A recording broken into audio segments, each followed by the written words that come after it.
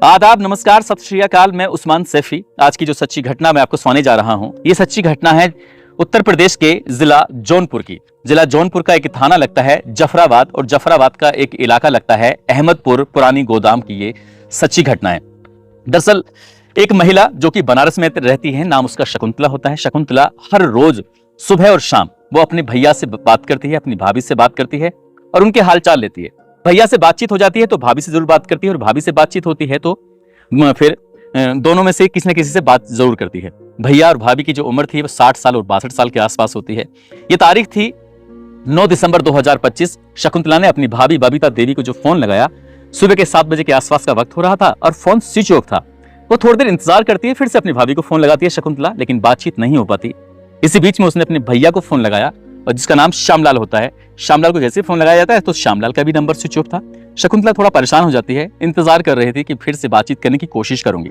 आखिरकार बातचीत करने की कोशिश करती है, वक्त बीत जाता है, लेकिन कब शाम हो जाती है पता ही नहीं चलता। पूरे दिन में उसने कई बार कोशिश की अपने भैया और भाभी से बातचीत करने के लिए, लेकिन बातचीत नहीं हो पाती।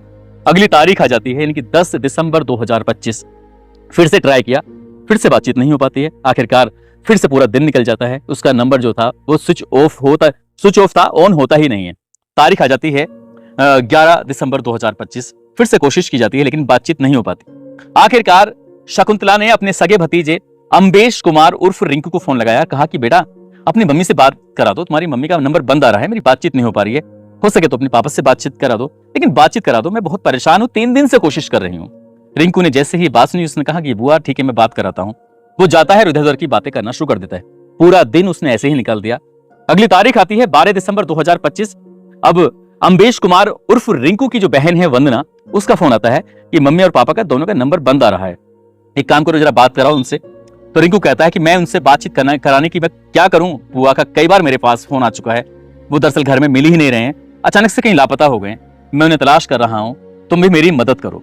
भाई ने अपनी बहन से जब इस तरह की बातचीत की, उसके बाद फिर वो कहता है कि मैं उसे ढूंढने के लिए जा रहा हूं, निकल रहा हूं।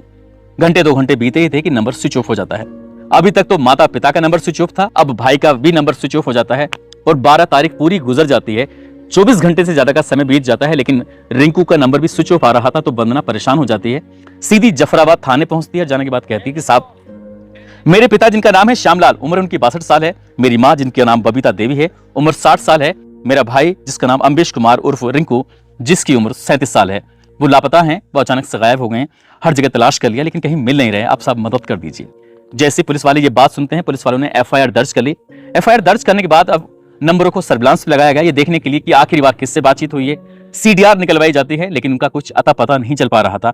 आखिरकार 13 तारीख, 14 तारीख और 15 ये बीत रही थी। जब 15 तारीख आती है तो अचानक ही ये अम्बेश कुमार उर्फ रिंकू का फोन जो था बंद, वो खुल जाता है। और जैसे फोन खुलता है तो सबसे पहले कॉल उसने अपनी बहन वंदना को ही लगाया। वंदना से कहा कि बहन, जो घर पर एक ताला लगा हुआ था पहले से, उसके ऊपर एक और ताला किसने लगा दिया है, क्या इसकी चाबी तुम्हारे पास है?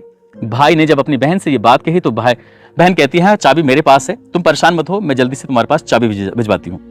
जैसे ही चाबी भेजने का नंबर आता है, अचानक ही पुलिस आ जाती है। पुलिस आती है, पुलिस आने के बाद इस रिंकू से पूछती है कि भाई तुम्हारा नंबर 2-3 दिन से बंद आ रहा था, चक्कर क्या है, कहाँ थे तुम? वो कहता है कि साहब मैं बनारस के घाटों पर अपने माता पिता को तलाश कर रहा था, उनसे हल्का फुल्का मेरा झगड़ा हो गया था, वो अचानक घर से नाराज होकर चले गए थे, अब वो कहीं मिल नहीं रहे हैं, मैं खुद परेशान हूँ। पुलिस वालों ने जो उससे बातचीत करना शुरू किया, शुरू से लेकर आखिर तक, तुम कहाँ थे, कैसे थे, तुम्हारा नंबर, जो सर्विलांस के माध्यम से लोकेशन उसकी आ रही थी, जो सीडीआर के माध्यम से जिससे बातचीत हो रही थी, पुलिस ने उसी हिसाब से जब उससे बातचीत करना शुरू किया है तो पता चलता है कि वो झूठ बोल रहा था। कभी कुछ झूठ बोल रहा है तो हर बार उसका एक नया बयान होता था।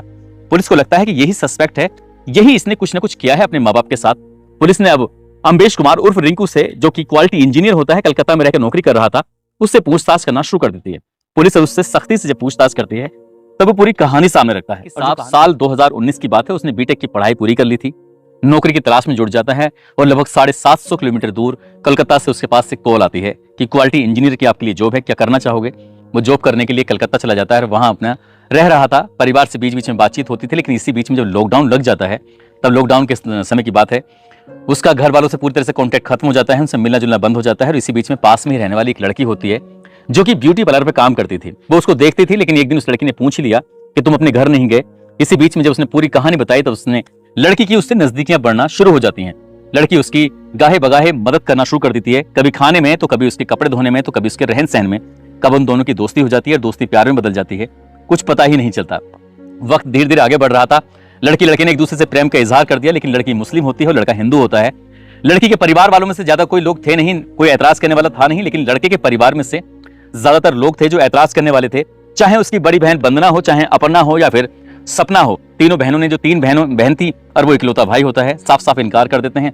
पिता उसके रेलवे में लोको पायलट होते हैं और माँ उसकी गृहिणी होती है। सभी ने साफ साफ इनकार कर दिया कि मुस्लिम लड़की हमारे घर में किसी भी कीमत पर नहीं आएगी। लेकिन वो इकलौता लड़का, वो अपनी जिद पर अड़ा रहा और अपने परिवार वालों को पीछे करते हुए उसने प्रेम विवाह कर लिया।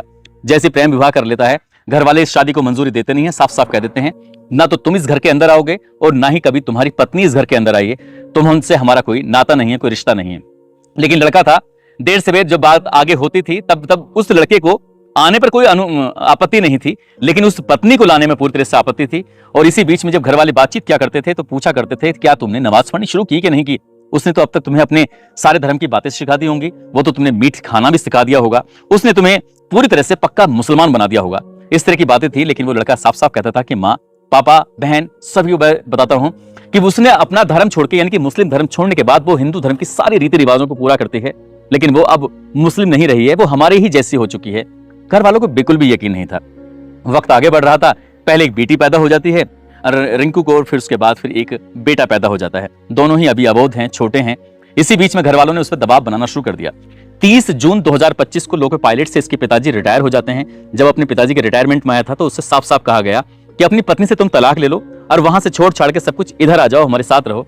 लड़के ने कहा कि मैं ठीक है, मैं बातचीत करूंगा। लड़के पर जब लगातार प्रेशर बन रहा था, दबाव बन रहा था, आखिरकार लड़के ने उस लड़की से बातचीत की। उसने कहा कि मेरे घर वाले तुम्हें एक्सेप्ट करने को तैयार नहीं है, स्वीकार करने के लिए तैयार नहीं है, मैं करूं तो क्या करूं? अब तुम्हारे 2 बच्चे भी आ चुके हैं हमारे, अब मैं इन्हें छोड़ूं तो इसमें परेशानी है। कुल मिलाकर इन दोनों ने फैसला लिया। उसने कहा कि ठीक है, अगर तुम जाना चाहते हो तो चले जाओ, लेकिन मैं अपने बच्चों के भरण पोषण के लिए क्या करूंगी, कुछ तो मेरे लिए इंतजाम करके जाओ। तभी दोनों की आपस में एक सहमति बन जाती है और सहमति बनने के बाद बात यह तय होती है कि 10 लाख रुपए का तुम इंतजाम कर लो और तलाक ले लो। मैं अपने बच्चों के साथ ब्यूटी पार्लर का काम शुरू कर दूंगी और बच्चों की अपनी परवरिश करना शुरू कर दूंगी, तुम चले जाना। जैसे ही उस लड़की ने यह बात कही, अम्बेश कुमार उर्फ रिंकू अपने परिवार वालों से बातचीत करता है। एक घटना से करीब 3 महीने पहले आता है।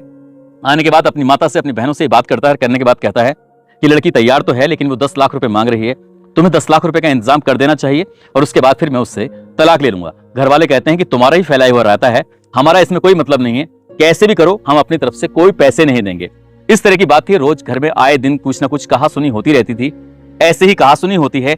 8 दिसंबर 2025 की शाम लगभग 7 बजे के आसपास का वक्त हो रहा था। बेटा अपनी माँ से बातचीत कर रहा था। जब माँ से पैसे की डिमांड की जाती है तो माँ को गुस्सा आ जाता है। माँ ने उसको पकड़ा और धक्के मारते हुए घर से बाहर निकाल दिया कि तुम यहाँ से घर से बाहर निकलो। जब बात घर से बाहर निकलने की आती है तो लड़का अपनी माँ से कहता है कि तुम भूल रही हो, दरअसल तुम यहाँ इस घर में मेहमान हो, ये घर मेरा है, मैं इस घर का मालिक हूँ। माँ ये बात पूछती है कि तुम कैसे मालिक हो? तभी वो याद दिलाता है कि राम नारायण का नाम सुना है। राम नारायण दरअसल उस लड़के के नाना होते हैं। बचपन में ही उस लड़के के नाना ने उसको नवासा कर दिया था, या पूरा उसको घर दे दिया था। और ये लोग अपना मूल जगह जो थी, इसका कैरावत कोतवाली क्षेत्र का गांव खरसैनपुर लगता है, वहां के ये मूल निवासी होते हैं। लेकिन जब इन्हें नवासा कर दिया गया था, घर दे दिया गया था, तब ये पूरा परिवार यहीं पर आके रहने लगता है।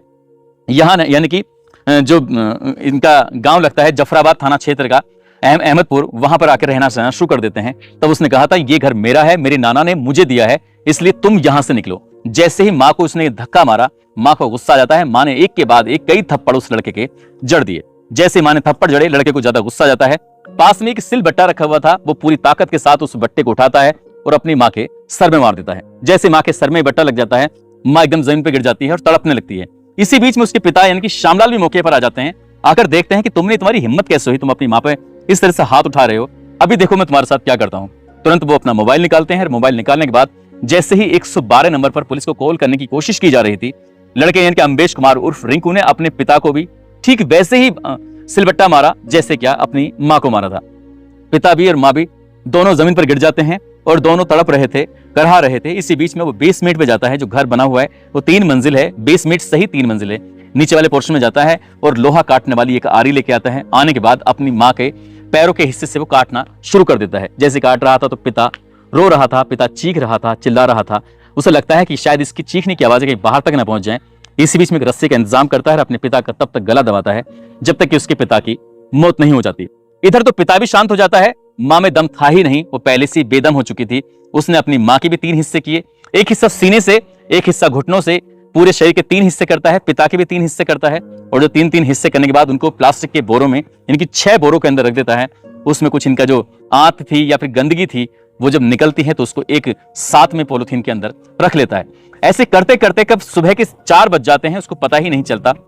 और जैसे ही सुबह के 4 बजे के आसपास का वक्त हो रहा था, वो उठता है। उठने के बाद सारा सामान को अपनी गाड़ी, स्विफ्ट डिजायर गाड़ी होती है, UP 62BV 6304, उस डिग्गी के अंदर वो 7 पैकेट रखता है। 7 पैकेट रखने के बाद, जिसमें उसके बैग के अंदर उसके पिता की लाश के टुकड़े थे और मां की लाश के टुकड़े थे, उनको उठाने के बाद सीधा लगभग यहां से 8 किलोमीटर दूर पहुंच जाता है। और 8 किलोमीटर दूर गोमती नदी के बेलाव घाट पर, और बेलाव घाट पर पहुंचने के बाद उन 7 के 7 जो पॉलिथीन के टुकड़े थे उनको फेंक देता है। और जैसे इसको फेंकता है, वहां से फिर वापस अपने घर आता है। जब घर आता है तो घर आने के बाद जब देखा उसने, तो मां की लाश का एक हिस्सा था, पैर था, वो वहीं छूट जाता है। जल्दबाजी में उससे पता ही नहीं था। उसने फिर से पूरे घर की साफ सफाई की, हर एक हिस्से को साफ सुथरा करने के बाद फिर एक थैले के अंदर अपनी मां का पैर रखता है। और पैर रखने के बाद यहां से जलालपुर के पास एक सई नदी है, सई नदी में जाकर उस हिस्से को भी फेंक देता है। जैसे ही पुलिस वालों ने पूरे घटनाक्रम को सुना, पुलिस वालों के पैरों तले जमीन खिसक जाती है, सोचने पर मजबूर हो जाते हैं। इसके बाद पुलिस की टीम बनाई जाती है, लगभग 40 गोताखोर होते हैं और ये ढूंढने में लग जाते हैं कि आखिरकार उसने अवशेषों को कहां फेंका था। जलालपुर सई नदी पर पहुंचते हैं। वहां जाने के बाद उस हिस्से को ढूंढा जाता है जो उसने सबसे आखिर में फेंका था, और वो हिस्सा तो मिल जाता है। लेकिन गोमती नदी के अंदर जब उस लाश के टुकड़ों को ढूंढा जाता है तो उसमें से कुछ हिस्से तो मिल जाते हैं, लेकिन पूरे हिस्से मिल नहीं पाते। आखिरकार 40 गोताखोरों की मदद से तमाम कोशिशें की जाती हैं, तमाम प्रयास किए जाते हैं। ये पता चलता है या तो किसी जीव ने या फिर किसी मछली ने ये जो अवशेष थे उनको खा लिए होंगे। लेकिन जब घटनाक्रम का खुलासा होता है तो तीनों बहनों को यकीन नहीं हो रहा था, बुआ को यकीन नहीं हो रहा था, और जो लगभग 750 किलोमीटर दूर बैठी हुई इसकी पत्नी होती है, उसको भी यकीन नहीं हो रहा था कि उसके पति ने कुछ इस कदर भयंकर घटनाक्रम को अंजाम दिया है। जब पुलिस ने इस पूरे घटनाक्रम का रिक्रिएशन कराया, पुलिस वाले जाते हैं तुमने कैसे कैसे इस घटनाक्रम को अंजाम दिया था। जब उसने इस घटनाक्रम का रिक्रिएशन किया, करीब 25 मिनट उसे लगे थे, और 25 मिनट तक उसने रोते रोते सुबकते हुए ये पूरी कहानी सुनाई। जब वो इस कहानी को सुना रहा था, रो रहा था, तो हर कोई इस बात को देखने के बाद भावुक हो जाता है, सोचने पर मजबूर हो जाता है। उससे पूछा जाता है कि तुमने ये सब क्यों किया, तो वो कहने लगता है कि मुझे खुद नहीं पता कि मैं क्या कर रहा था, क्यों कर रहा था, और ये सब कैसे होता चला गया। उसने गलती तो करी, उसने अपने पिता अपनी माता को मार दिया। न केवल अपने माता पिता को मारा, बल्कि जो उसके 2 बच्चे कलकत्ता में रह रहे हैं, उसकी पत्नी रह रही है, वो भी एक तरह से बेवा की तरह जिंदगी जिएगी। और जो बहनें थी, उनका इकलौता भाई अब सलाखों के पीछे अपनी जिंदगी गुजारेगा। उनकी बहनों को भी क्या सोचकर सदमा लगेगा। जो उसकी बुआ थी, जो अपने भैया और भाभी से रोज सुबह शाम बात करती थी, वो कभी भी अपने भैया और भाभी से बातचीत नहीं कर पाएगी। जैसे ही घटनाक्रम लोगों के सामने आता है तो लोगों को यकीन नहीं हो रहा था कि एक इकलौते लड़के ने आखिरकार इतने भयानक घटनाक्रम को कैसे अंजाम दे दिया। दोस्तों, इस पूरे घटनाक्रम को सुनाने का उद्देश्य किसी को परेशान करना नहीं है, किसी का दिल दुखाना नहीं है, बल्कि आपको जागरूक करना है, आपको सचेत करना है, आपको बताना है, आपको जताना है कि कई बार जो हम इमोशनली भावुकता में आकर रिश्तों को अपने नया जन्म दे देते हैं, इसलिए सोच समझकर रिश्तों को जन्म देना चाहिए। और कम से कम जब उसके माता पिता, भाई और बहन, परिवार के बाकी सदस्य इस रिश्ते को लेकर तैयार नहीं थे, तो शायद उसे एक बार फैसला करना चाहिए था। उसने शायद गलत फैसला लिया था, और इस गलत फैसले की वजह से ही, उसकी वजह से ही एक नहीं कई जिंदगियां पूरी तरह से बर्बाद हो जाती हैं।